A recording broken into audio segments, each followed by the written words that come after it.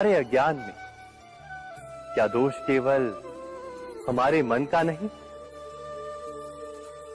स्वयं विचार कीजिए।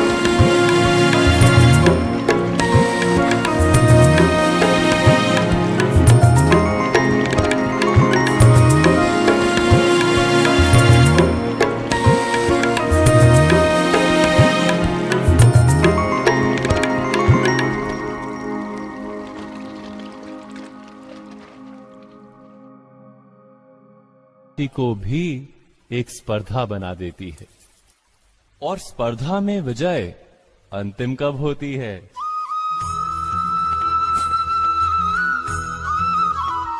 कुछ समय के लिए तो श्रेष्ठ बना जा सकता है, किंतु सदा के लिए कोई श्रेष्ठ नहीं रह पाता। फिर वही असंतोष, पीड़ा और संघर्ष जन्म लेता है। किंतु श्रेष्ठ बनने के बदले यदि उत्तम बनने का प्रयत्न करें तो क्या होगा? उत्तम का अर्थ है कि जितना प्राप्त करने योग्य है वो सब प्राप्त करना, किसी से अधिक पाने की इच्छा से नहीं, मात्र आत्मा की तृप्ति हेतु कुछ प्राप्त करना। उत्तम के मार्ग पर किसी अन्य से स्पर्धा नहीं होती, स्वयं अपने आप से स्पर्धा होती है। अर्थात उत्तम बनने का प्रयत्न करने वाले को देर अबेर सारा ज्ञान प्राप्त हो जाता है, बिना प्रयत्न के ही वो श्रेष्ठ बन जाता है। किंतु जो श्रेष्ठ बनने का प्रयत्न करता है वो श्रेष्ठ बने या ना बने, उत्तम कभी नहीं बन पाता।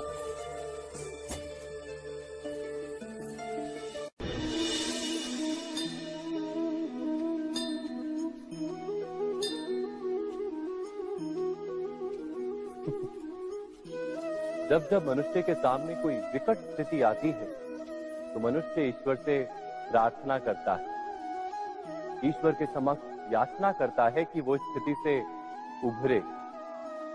किंतु इस प्रार्थना का वास्तविक रूप क्या है? क्या ये हमने कभी विचार किया है?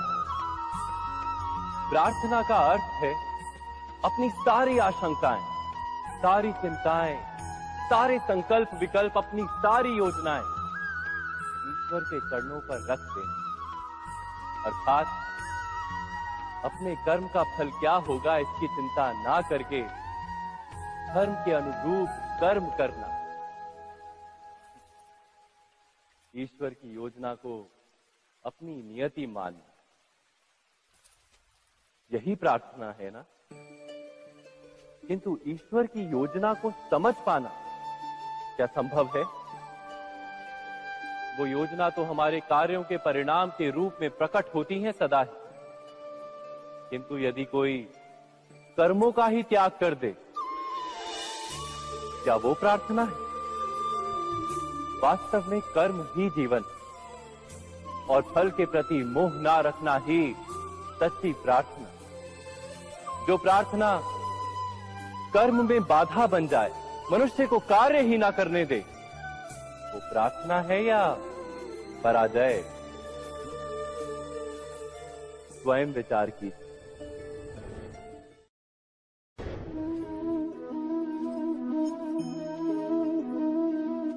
मनुष्य के जीवन का चालक है भय। मनुष्य सदा ही भय का कारण ढूंढ लेता है। जीवन में जिन मार्गों का हम चुनाव करते हैं, वो चुनाव भी हम भय के कारण ही लेते हैं। किंतु क्या ये भय वास्तविक होता है? विचार कीजिए।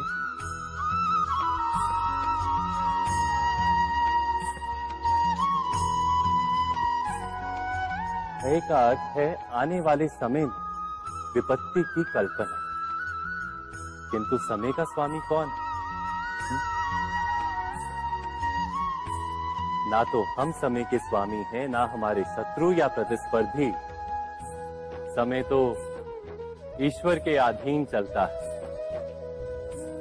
तो क्या यदि कोई आपको हानि पहुंचाने के लिए केवल योजना बनाता है, वो वास्तव में आपको हानि पहुंचा सकता है? नहीं, किंतु भय से भरा हुआ हृदय हमें अधिक हानि पहुंचाता है।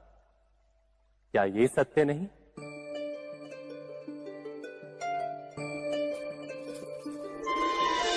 विपत्ति के समय भयभीत हृदय अयोग्य निर्णय करता है और विपत्ति को अधिक पीड़ादायक बनाता है। किंतु विश्वास से भरा हृदय विपत्ति के समय को भी सरलता से पार कर जाता है। अर्थात जिस कारण से मनुष्य हृदय में भय को स्थान देता है, भय ठीक उससे विपरीत कार्य करता है। क्या ये सत्य नहीं? स्वयं विचार कीजिए।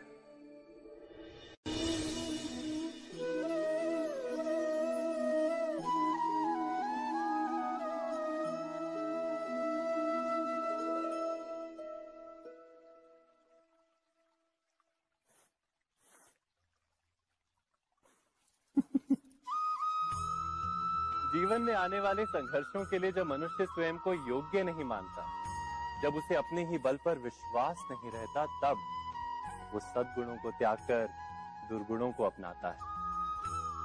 वस्तुतः मनुष्य के जीवन में दुर्जनता जन्म ही तब लेती है जब उसके अंतर में आत्मविश्वास नहीं होता। आत्मविश्वास ही अच्छाई को धारण करता है। ये आत्मविश्वास है क्या?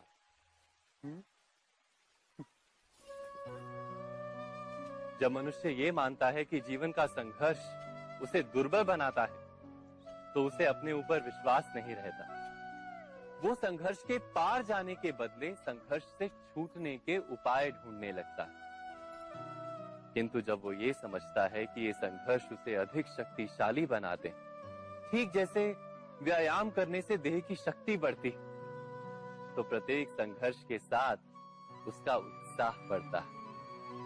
अर्थात आत्मविश्वास और कुछ भी नहीं, मन की स्थिति, जीवन को देखने का दृष्टिकोण मात्र है। और जीवन का दृष्टिकोण तो मनुष्य के अपने वश में होता है।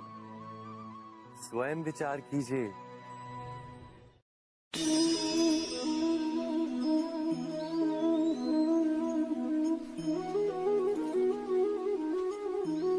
जब अपने किसी अच्छे कार्य के उत्तर में दुख प्राप्त होता है अथवा किसी को उसके दुष्ट कार्य में सुख मिलता है, तो मन अवश्य ये विचार करता है कि अच्छा कार्य करने का, धर्म के मार्ग पर चलने का तात्पर्य क्या है। पर दुष्ट आत्मा को क्या प्राप्त होता है, ये भी देखिए। दुष्टता करने वाला हृदय सदा चंचल रहता है, अकुलाता रहता है। मन में सदा नए नए संघर्ष उत्पन्न होते हैं। अविश्वास उसे जीवन भर दौड़ाता है। क्या ये सुख? जबकि धर्म पे चलने वाले, अच्छा कार्य करने वाले, सत् चरित्र व्यक्ति का हृदय शांत रहता है। परिस्थितियां उसके जीवन के सुख में बाधा नहीं बनती। समाज में सम्मान और मन में संतोष रहता है सदा। अर्थात अच्छा बर्ताव भविष्य में किसी सुख का मार्ग नहीं।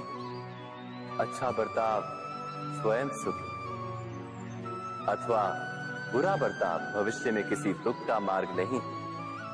अधर्म उसी क्षण दुख उत्पन्न करता है। धर्म से सुख नहीं, धर्म स्वयं सुख।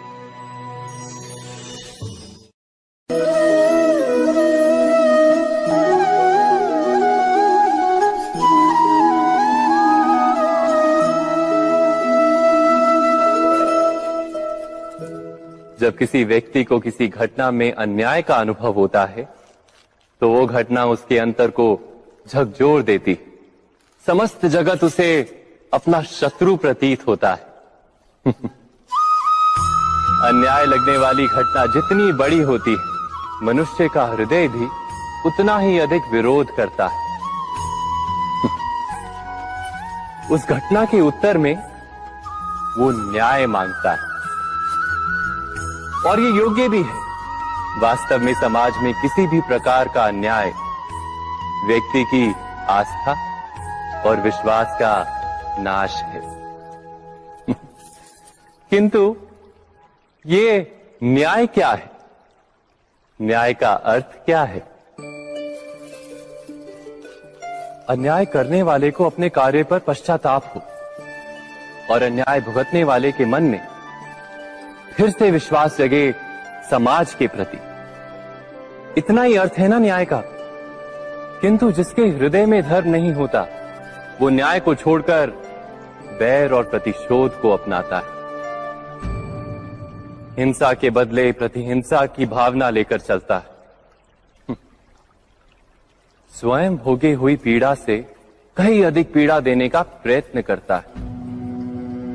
और इस मार्ग पर चलते अन्याय को भुगतने वाला स्वयं अन्याय करने लगता है। शीघ्र ही वो अपराधी बन जाता है। अर्थात न्याय और प्रतिशोध के बीच बहुत कम अंतर होता है, और इसी अंतर का नाम है धर्म। क्या ये सत्य नहीं? स्वयं विचार कीजिए। व्यक्ति को जब उसके अपराध का दंड मिलता है, तब कभी कभी उस न्याय को देखकर मन कचोटता है। प्रश्न उठता है हृदय में कि जब वो अपराध हुआ था तब व्यक्ति भिन्न था। उसके पश्चात उसने इतने पश्चाताप किए, स्वयं में इतना परिवर्तन किया, फिर उसे दंड क्यों मिले? पर जहां आघात होता है वहां प्रत्याघात भी होता है। जैसा कर्म वैसा फल। यदि किसी को प्रेम दोगे तो सुख प्राप्त होगा, यदि किसी की हत्या करोगे तो मृत्यु दंड मिलेगा। जैसा कार्य वैसा ही न्याय। तो फिर प्रायश्चित और पश्चाताप का कोई मूल्य नहीं है? अवश्य है मूल्य। प्रायश्चित और पश्चाताप मनुष्य की आत्मा को बलवान करता है। आने वाले दंड को स्वीकार करने के लिए मनुष्य को तैयार करता है। अर्थात बिना प्रायश्चित के दंड स्वीकार करने का कोई मूल्य है? स्वयं विचार कीजिए।